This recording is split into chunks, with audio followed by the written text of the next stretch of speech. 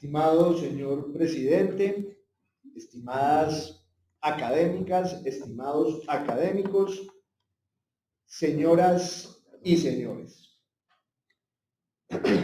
No sé si ustedes crean en el destino, que es la otra cara de la moneda herrumbrosa y esquiva del azar, como decía el doctor Marcelino Quijano Cuadra, pero el día en que recibí la llamada en la que se me comunicaba mi elección como miembro correspondiente de esta Casa de la Lengua y del Saber, la primera en el Nuevo Mundo, y no solo por el derecho de primogenitura, sino también por la valía intelectual de quienes la fundaron y la de quienes desde entonces la han honrado con su nombre y han atizado y soplado su llama originaria e inextinguible.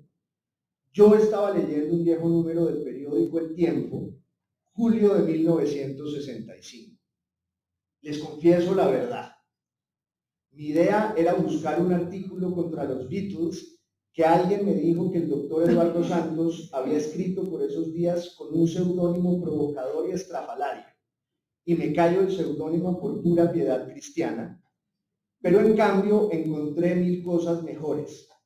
Esa es la magia que tienen los periódicos de ayer, que todo en ellos, gracias al tiempo, se ha vuelto ya literatura.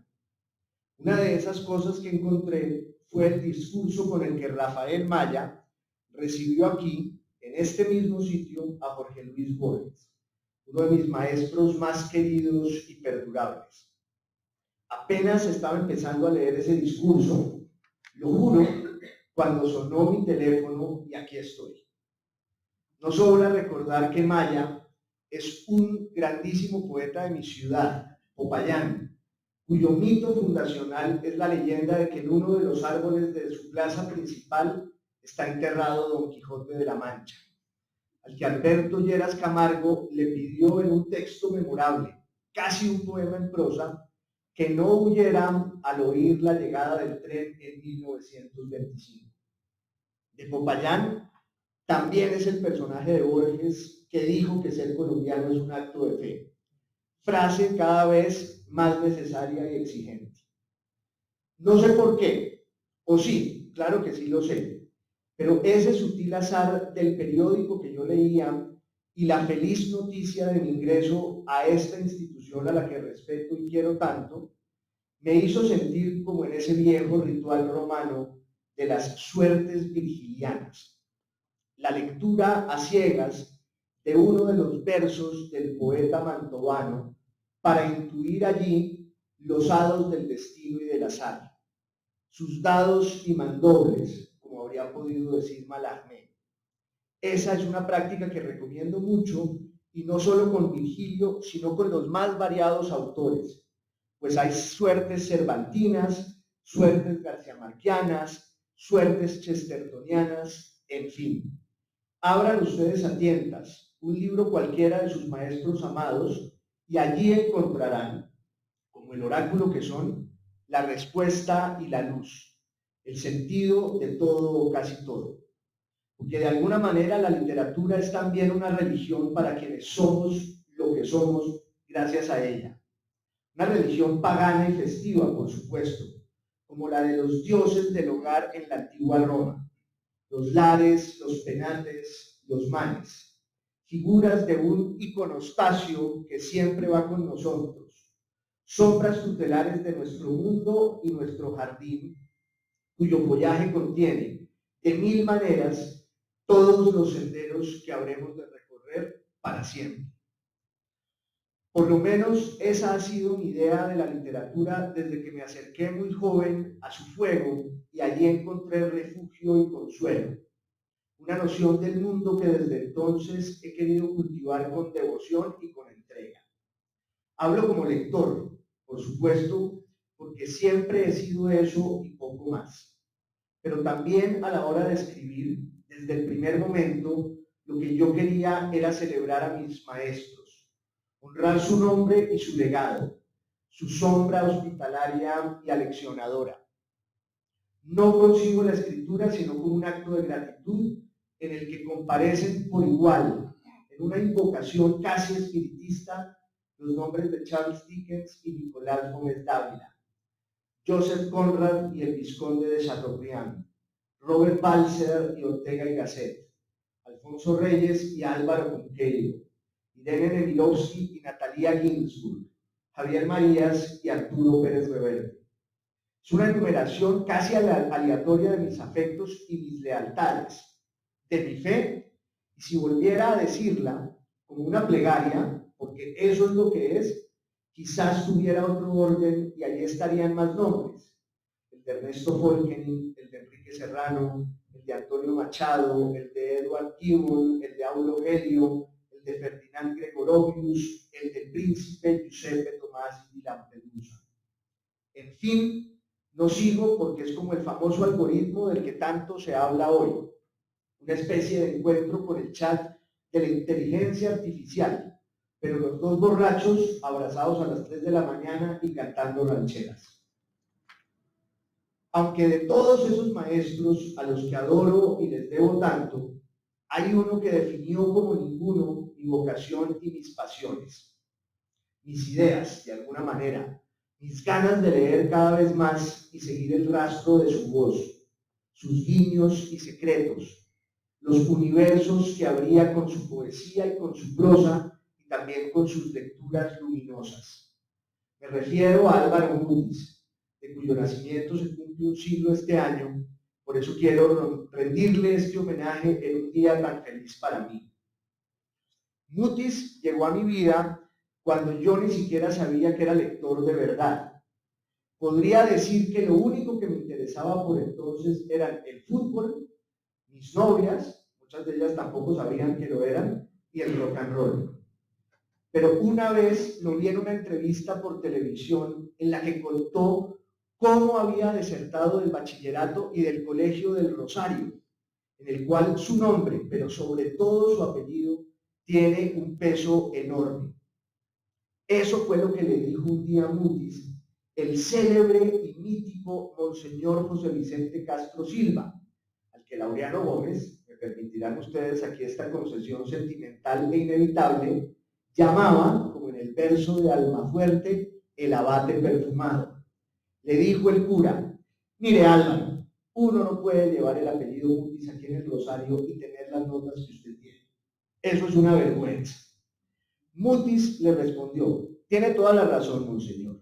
Yo estoy leyendo unos libros muy importantes y no tengo tiempo que perder en el colegio. Además, hay algo aún más grave. Estoy dedicado de lleno al billar y en eso sí no me pueden distraer las matemáticas ni la biología. Ese día, Castro Silva y Mutis hicieron un pacto de caballeros, como si fuera una escena de una de las novelas de la saga de Macrol el Gaviero, y el joven descendiente del naturalista José Celestino Mutis se fue a su finca de Coello a leer a Julio Verne, a hacer carambolas imposibles y a tomar aguardiente. Luego volvió a Bogotá, un par de años después, pero ya la vida había dejado muy atrás el colegio y empezó su carrera como lector de noticias en la Radio Nacional, oficio que fue el que puso siempre en los aeropuertos cuando le preguntaban por su profesión. Locutor. Yo oí esa anécdota de Mutis, prodigiosa y encantadora como todas las suyas, y supe que entonces eso sí se podía. Todo eso, el billar, Julio Verne, el aguardiente y la poesía. Si eso era la literatura y no los ladrillos del colegio, eso era lo que yo quería.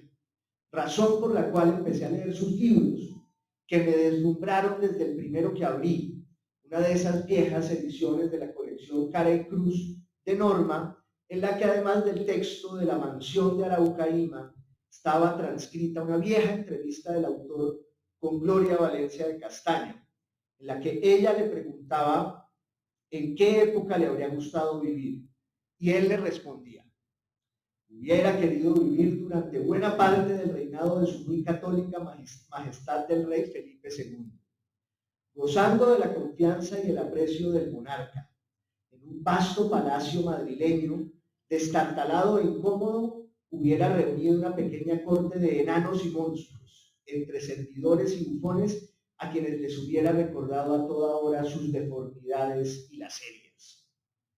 Esta respuesta no sorprenderá A quienes conozcan la entrevista de Mutis con el poeta Arturo Camacho Ramírez en su célebre programa de la HJCK, ¿cuál es su hobby? Allí dijo Mutis que su hobby era el asesinato y precisó con total naturalidad: para ser exacto y minucioso, me explico mejor. Mi hobby es la supresión, por medio del crimen, de personas vivas aptas para morir. En otro reportaje dijo una vez que la literatura colombiana eran unos viejitos que lo único que hacían era crochet. Esas opiniones de Álvaro Mutis, como muchas otras, me maravillaron y me adentraron en su universo hecho de carcajadas y desplantes, lucidez, generosidad, sabiduría, belleza y erudición. Decía que era reaccionario, que no había votado jamás y que el último hecho político que le importaba de veras era la caída de Constantinopla a manos de los infieles en 1453. Insisto, yo no podía creer que eso fuera posible. Yo quería eso y también su devoción gibelina por el emperador Enrique IV el Sálico cuando se enfrentó al papado en la guerra de las investiduras, aunque perdió y tuvo que llegar de rodillas bajo la nieve esa tarde infame de Canosa. Pero además de sus ideas estaba su poesía, reflejo inequívoco de aquellas. En esto quiero ser categórico. Lo que nos gusta y conmueve de un autor, lo que al final nos gana para su causa y para siempre, es su concepción del mundo, su manera única e inquietante de ver las cosas. En otras palabras, la literatura es siempre una forma de pensar y de ser, una de las formas más profundas del conocimiento. Eso es, una forma de vida también, por supuesto. Y los autores más grandes, al menos los que más me gustan a mí, y es el caso de Álvaro Mutis, son aquellos en cuya obra se diluye la frontera entre el destino y las palabras, entre la biografía y la invención. Álvaro Mutis empezó a escribir poemas cuando tenía, no sé, 15, 16 años. En su primer texto aparece un tren que se adentra en el trópico y se lo traga. Un viaje infinito que dura un año para toda la vida. Ahí ya están los elementos constitutivos de su obra: la vegetación ardorosa y corrosiva de la tierra caliente, el trabajo malsano que el tiempo ejerce sobre todas las cosas de este mundo, incluida el alma de sus habitantes, los elementos del desastre.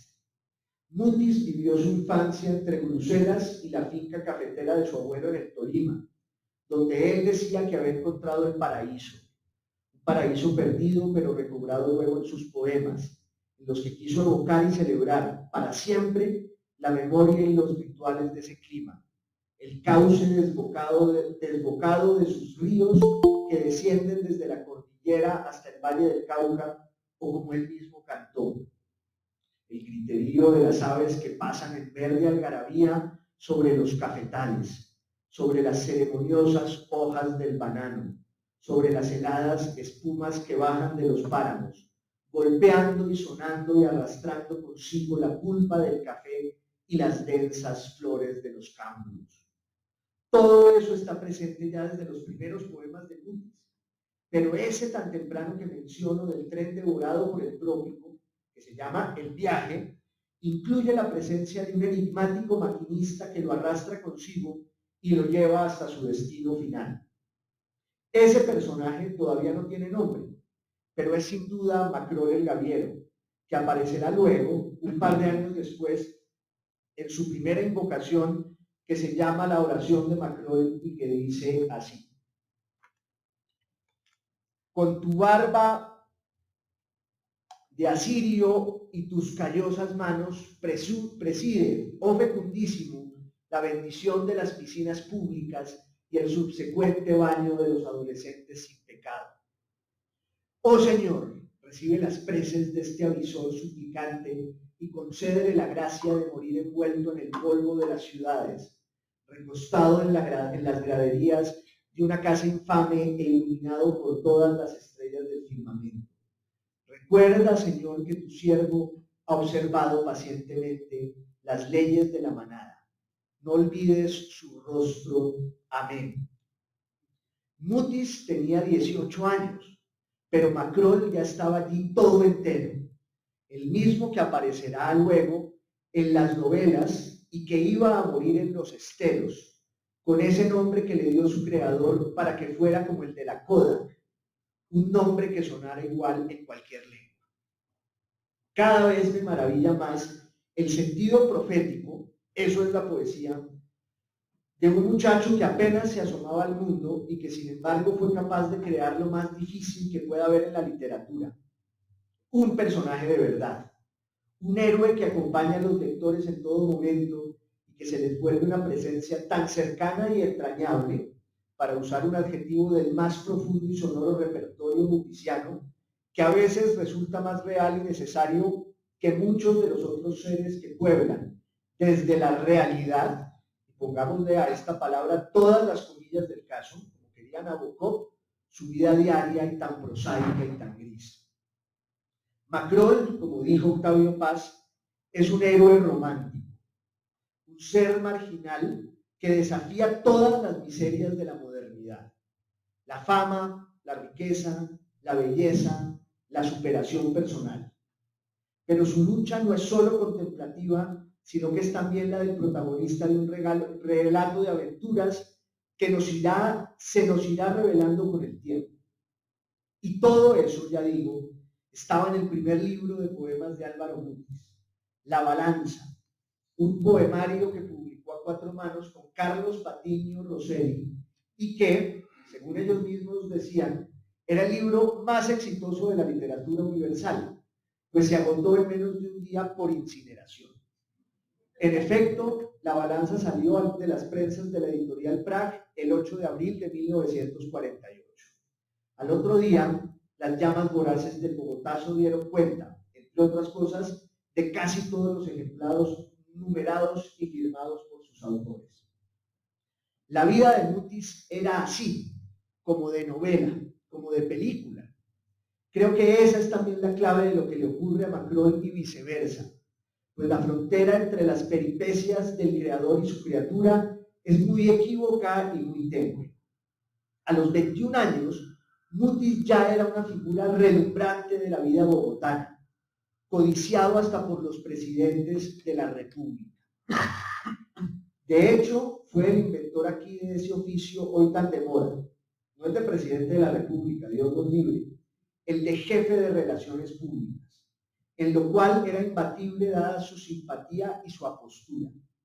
Trabajó en la Compañía Colombiana de Seguros, luego en Bavaria, luego en Lanza, una aerolínea que, como alguna vez dijo Gabriel García Márquez, se acabó cuando se le cayó el último de sus aviones.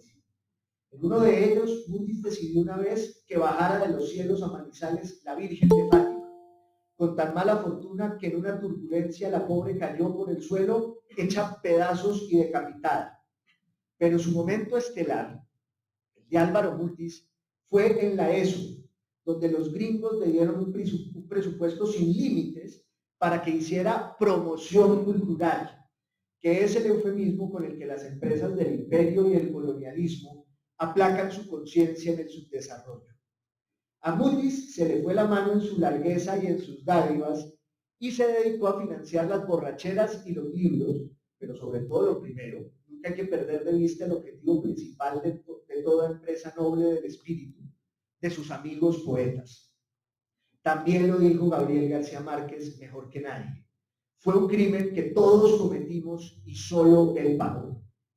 Por eso se fue a vivir a México, en una operación de fuga y evasión, casi escribo evasión con C, señores académicos, que don José Manuel Marroquín me perdone en su cielo desde la A a la Z, en la que quienes más le ayudaron, porque lo adoraban, fueron aquellos que tenían el deber de aprenderlo y encarcelarlo.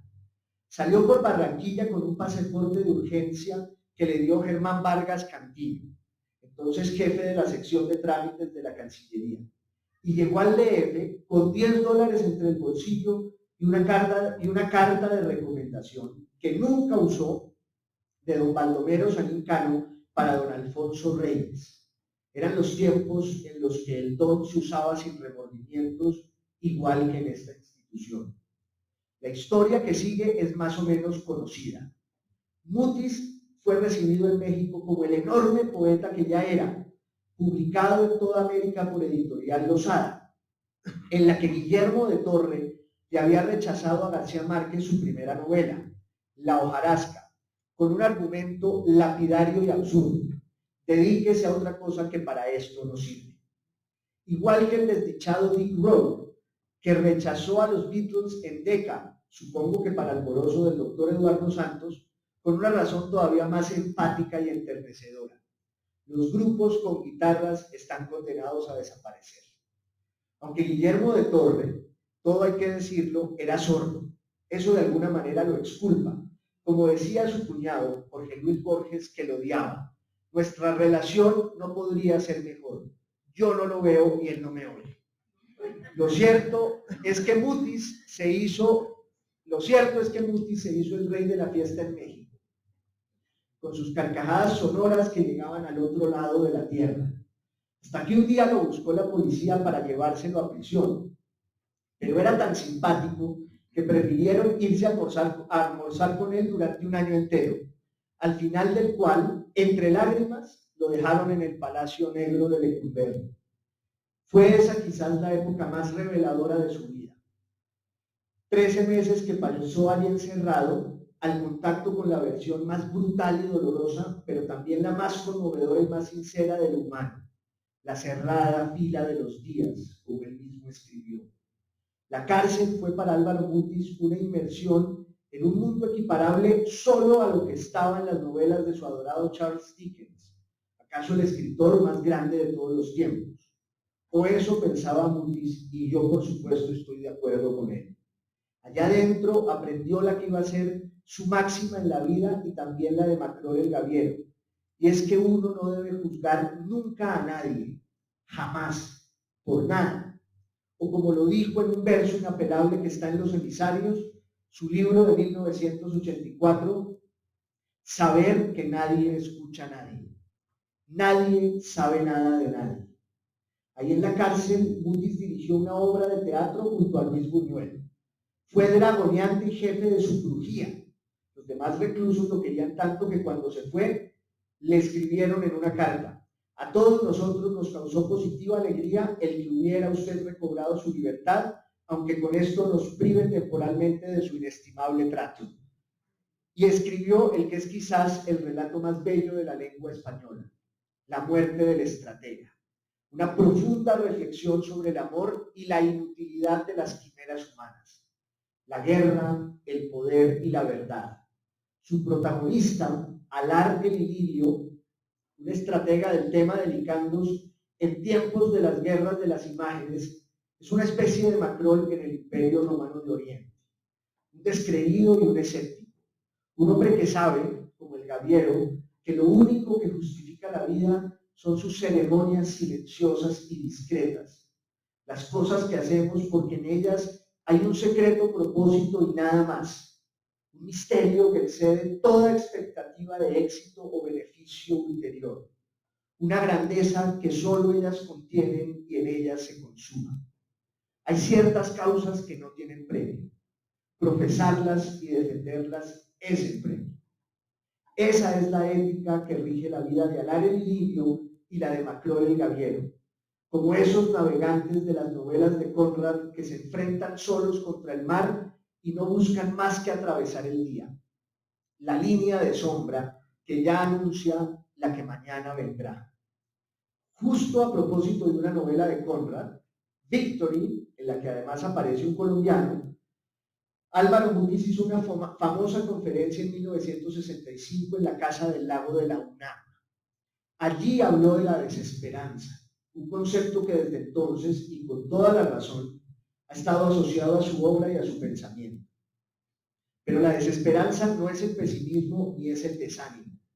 No es la renuncia a la vida ni es la amargura. No, la desesperanza es la certeza de que el hombre es un problema sin solución humana, como escribió alguna vez Nicolás Gómez Dávila, uno de sus mejores amigos y su mentor, un autor al que idolatraba y del que también escogió uno de sus escolios a un texto implícito como epígrafe de su novela Un bel morir. Todo hombre vive su vida como un animal acosado. Esa novela, como las otras 6 que hizo desde 1986, para cumplirles a sus amigos la promesa de que el día en que se jubilara iba a sentarse por fin a escribir en serio y de verdad, no hace más que completar y prolongar toda la saga de Macrol el Gaviero, ese personaje que ya estaba en sus primeros textos con su legión de imprecaciones y caídas, sus miserias y delirios, sus empresas y tribulaciones. El Macrol que aparece en La nieve del almirante, la primera novela de la saga, en 1986, es el mismo que está en un poema con ese mismo título en un libro de 1981 que se llama Caravansario. En el poema, Macrol malvive, sobrevive, en eso consiste su vida, junto a una mujer sin nombre en una tienda de mala muerte al filo de la carretera en la cordillera central colombiana. Aunque ese dato tampoco se dice, pero el paisaje es siempre el de la tierra caliente. El gaviero arrastra en su pierna derecha una herida supurante y atroz. En ella están sus recuerdos y abismos, el humo de todas sus batallas. En la novela, esa mujer sin nombre es ahora Flores Tevez y Macrol se lanza a remontar el río Surandó al acecho de un negocio mirífico y desastrado, como todos los suyos. Insisto, no es que allí ocurre el tránsito de la poesía a la narrativa o la ficción, no. La poesía, que es solo otro de los nombres de la profecía, es la esencia de la obra de Álvaro Mutis, y Macrol la arrastra consigo a donde vaya, la lleva impregnada en sus llagas y en su piel, tanto en los versos como en las novelas. Cada libro va revelándonos un poco más de ese héroe romántico y sin sosiego. Cada nueva invocación de sus vigilias y sus días nos reconcilia con su celebración de la derrota. Eso es la obra de Álvaro Mutis, una épica de la derrota. El gaviero cumple uno de los oficios más antiguos y exigentes del mar, el de aquel que está en la gavia, la vela más alta del palo mayor, para intuir desde allí el curso de los vientos, el tiempo que está por venir, la sombra de lo no ocurrido y que acecha, negra espalda del tiempo, como dijo Javier Marías y antes que él William Shakespeare. Lo que hace el gaviero es lo mismo que hace el poeta, decía Mutis. Por eso gavia también significaba en el siglo XVIII, según el diccionario castellano de don Esteban de Terreros, jaula de palo en que se encierra un lobo. En esa épica de la derrota que es la obra de Álvaro Mutis, el único consuelo es la amistad, como lo es el amor de Ana la Cretense en la vida de Alar el Ililio, en su vida y en su muerte, la muerte del estratega. No sé si fue en una entrevista o dónde que le oí a Mutis, perdón por el que galicado, decir que no había que olvidar jamás que la tierra es el exilio del paraíso. Estamos aquí porque este es nuestro asilo del pecado original. Es el castigo, pero también es el premio. Y en ese sentido, la amistad, como el sentimiento más elevado que pueda haber, nos rescata de la ruina y de la soledad. Su obra es también eso, una exaltación sin límites de los amigos como el gran tesoro que nos puede dar. En el caso de él, la amistad de Casimiro Ayger, quien fue el primero en señalarle todo lo que latía como una magnífica posibilidad en su poesía. La de Ernesto Folkering, el más grande crítico literario que hubo en Colombia, quien iluminó sus lecturas como nadie y a quien le dedicó in memoriam su funeral en Viana y La nieve del almirante, con una inscripción que decía: por su amistad sin sombras, por su lección inolvidable. Abdul Bashur, soñador de navíos, tiene un ojo perdido. Es el ojo estrábico y avisor de don Ernesto.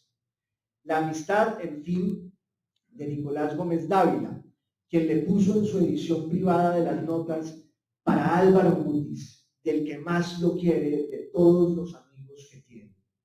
la de Gabriel García Márquez, al que conoció una tarde torrencial en la Cartagena idílica de 1949, cuando llegó a su hotel diciendo, flaco y con los ojos desorbitados, ajá, ¿qué es la vaina?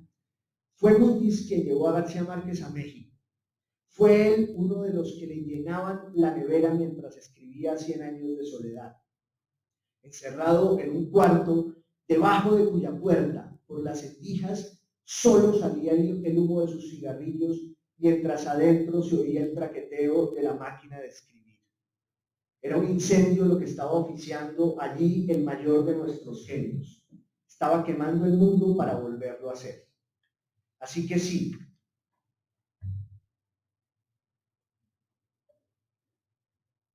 Así que sí, la amistad es la clave más profunda de la obra de Álvaro Mutis, de su obra y de su vida, porque allí no hay diferencia como no la hay tampoco entre su poesía y sus novelas.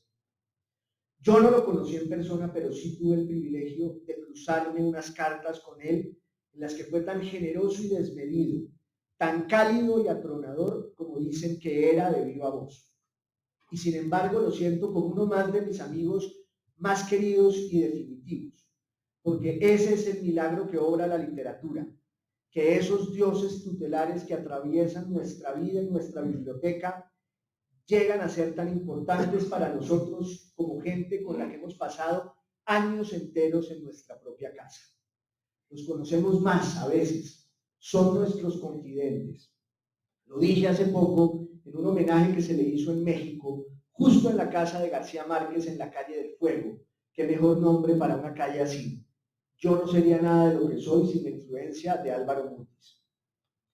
No sé si eso sea bueno o sea malo, tampoco lo quiero culpar a él de nada, pero es cierto y hoy en esta celebración de su nombre, en su primer centenario, lo vuelvo a decir. Como en la moneda herrumbrosa del azar que uno lanza, que uno tira al aire y cae por la cara del destino, así fue mi encuentro hace años con Álvaro Mutis, una especie de suerte mutisiana.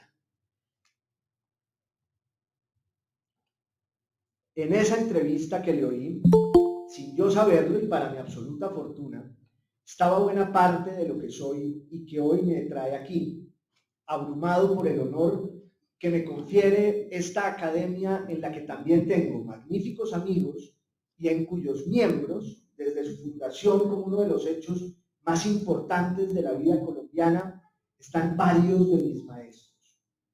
Este es, ya digo, un acto de la amistad. Y aquí hay mucha gente que ha sido tan importante en mi vida y en mis cosas como el propio Álvaro Mutis, sino más. Pero no puedo dejar de recordar a los que ya no están y que sé que habrían llegado aquí dichosos a celebrar conmigo, con nosotros. A Rashid Rumil, inolvidable y combativo iniciador berlinés, quien una vez cavó un hueco para escaparse de Berlín Oriental y, como el cura en El Conde de Montecristo, llegó a un cuartel de la policía secreta de la RDA. A Mauricio Gómez Escobar, quien habría leído este discurso antes y me habría enseñado cómo leerlo bien y con buena entonación.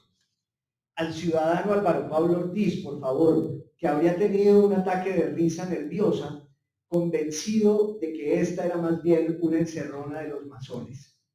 Y por supuesto, a don Juan Vita Castro, el magnífico Juanito, quien sé muy bien que fue uno de los mentores de mi nombre para entrar en esta Academia Colombiana de la Lengua.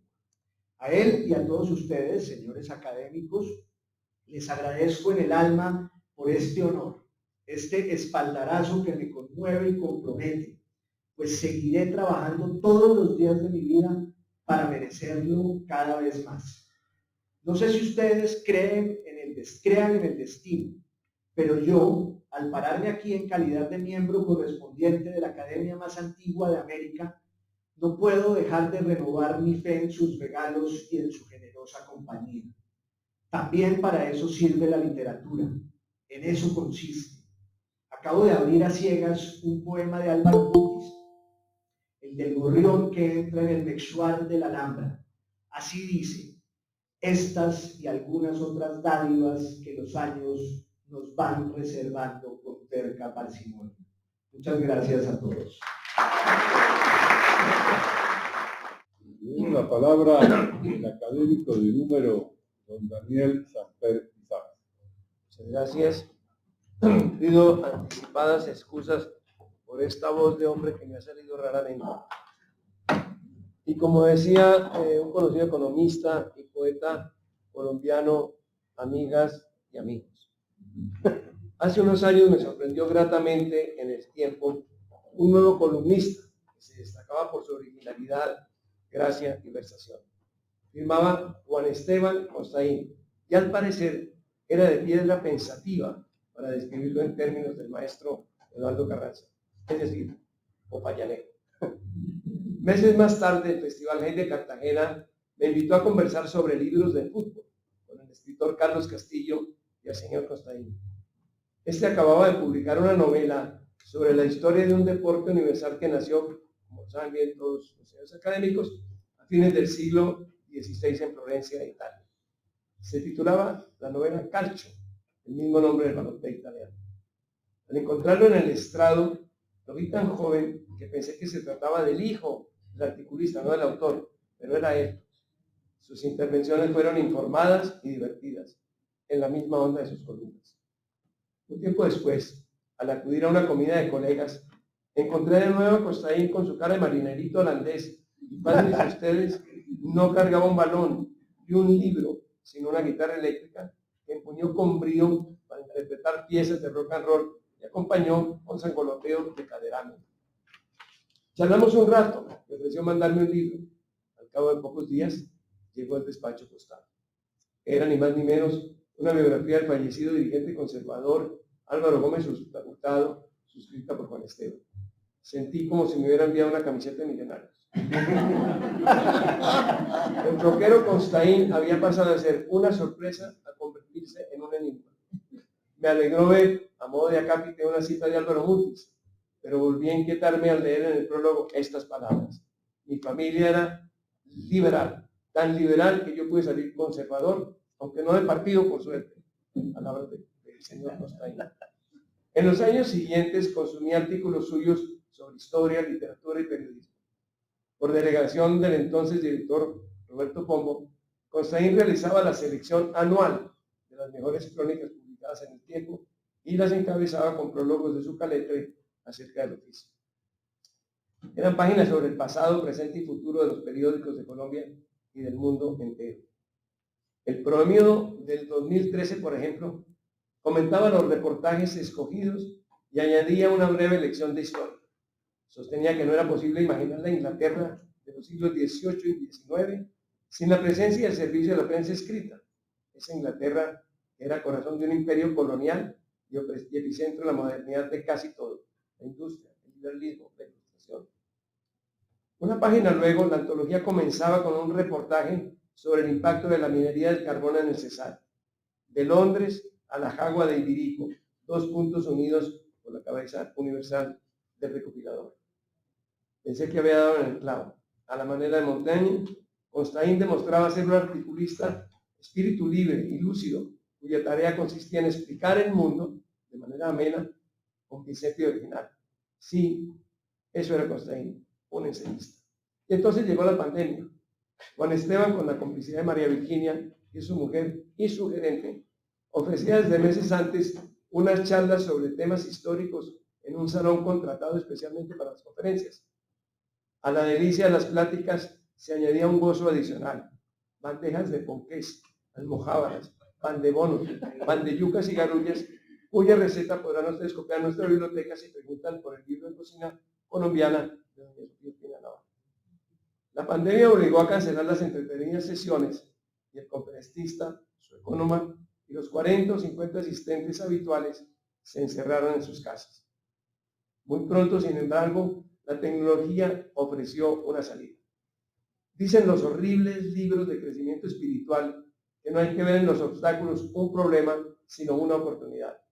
Aunque confío en que Costaín no sea adicto a Pablo Coelho ni Deepak Chopra, la expansión del COVID le ofreció la oportunidad de realizar charlas virtuales a través de videoconferencias. El procedimiento era avanzado y simple. El organizador propuso una serie de temas, horarios y requisitos de matrícula. El correo electrónico llevó el mensaje a sus amigos y alumnos, y muy pronto circularon por Zoom las exposiciones de Juan Esteban ante un disperso grupo de personas dispuestas a hacer de su ocio un trampolín de conocimiento. La excelencia de las charlas y el atractivo de los temas atrajeron a muchos parroquianos más. Crecía la audiencia, como en el poema de Jorge Salamea. Ya pasaban de 100 y llegaron a ser más de 300 cuando ocupó el estrado la vida de Sir Winston Churchill. Constaín mismo ganaba experiencias cibernéticas semana tras semana y su condición de políglota multiplicaba el acceso a fuentes informativas. La minuta era cambiante y rica. Copaban la cartelera desde Bizancio hasta la historia de los partidos políticos colombianos, ayudados por cuadros, recuadros e ilustraciones. Destilaron Grecia, la Roma antigua, Napoleón, la unificación italiana, Alejandro Magno, Ucrania, la ruta de la seda y un amplio abanico de asuntos que dominaba el profe, como empezaron a llamarlo en celebración de su extraordinaria memoria y admirable elocuencia, salpimentada por apuntes graciosos. Al final de 1 hora y media de exposición, continuaba una larga sesión de pistas bibliográficas, opiniones y preguntas. Fui uno de esos discípulos agradecidos. No había plan más atractivo en aquella época amarga que las clases del profe al caer la tarde. Menguada la peste y terminado el encierro, Constaín, a petición del respetable público, ha seguido ilustrando a sus seguidores con charlas sobre un salpicón temático. De paso, madruga entre semana a disputar ardorosos partidos de balompié. No sé si ustedes se dan cuenta de la trascendencia de este hecho. Nuestra academia tiene miembros que juegan el fútbol regularmente. Eso no lo tiene la de España.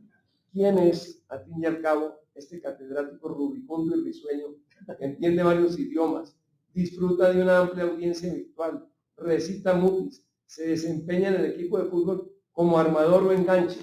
El viejo número 10 de Potrero, dice él. Publica columnas y ensayos cincelados con exquisito lenguaje. Se emociona relatando el fusilamiento de Maximiliano, el emperador de México. Lamenta, 570 años después, la caída de Constantinopla y toca guitarra eléctrica, a pesar de que, por su apariencia, no parece tener ni siquiera edad para ser representante de la Cámara. Pues aquí lo tienen, luciendo ahora la solemne venera de nuestra academia. En realidad, el escudo. Hay que trabajar más. Bajo sus 2 diplomas internacionales, sus 11 libros, 4 de ellos novelas, y las capas de sabiduría acumuladas se esconde un tipo sencillísimo, simpático, lleno de humor, y padre de 3 hijas, 2 de ellas universitarias o casi. El éxito de las conferencias de Constaín y el interesante intercambio de opinión con los asistentes virtuales me revelaron la verdadera estirpe del personaje que hoy agasajamos. Él es muchas cosas, repito: rockero, guitarrista, periodista, futbolista, escritor de ficciones y de ensayos, pero sobre todo es un profesor, un pedagogo, un intelectual que conoce los meandros de la lengua y está dispuesto a transmitir sus conocimientos al prójimo, aunque en algunos casos el prójimo esté lejano. Constaín es un maestro. Lo ha sido en 3 universidades, donde enseñó historia de las ideas políticas y otras historias, retórica a estudiantes de filología y mucha atención. Latín en el Seminario Mayor de Bogotá. Latín en el Seminario Mayor de Bogotá. Un maestro como los que en Atenas reunían en una figura el talento pedagógico del gramaticós, la capacidad oratoria del homilitis y la sabiduría del sofos. La figura cultural del educador es muy próxima a esta academia.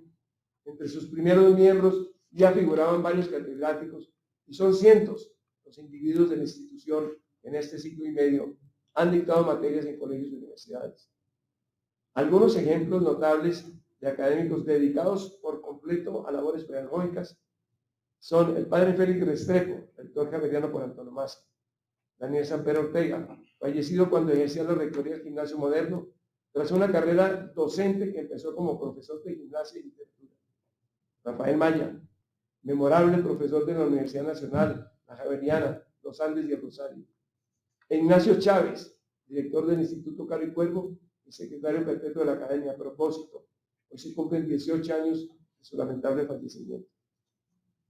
No se trata, sin embargo, de un maestro cuyo título reconoce admirables habilidades o dominios, sino las que acabo de mencionar, de un maestro más cercano al profesor que al magíster, pues comparte generosamente lo que sabe y procura que lo mismo hagan sus alumnos. El maestro enseña y aprende. El maestro inyecta a sus alumnos el entusiasmo por aprender. El maestro señala caminos. El maestro explora posibilidades. El maestro transmite emociones, comunica dudas, a menudo las absuelve, y es capaz de dialogar con quienes piensan distinto a él. El maestro educa con el ejemplo. Sumamos pues otro enseñante a los que han contribuido a edificar y consolidar la academia. Hoy ingresa Constaín, ustedes lo oyeron, un excelente escrito sobre el poeta y novelista Álvaro Mutis. Ya en el boletín de la Academia Colombiana, dedicado al creador de Macrón el Gaviero, se reproducen varios ensayos de Constaín que nos cedió amablemente. No sobra advertir, y el profe lo sabe, que la entrada a este instituto no es una meta, sino un comienzo.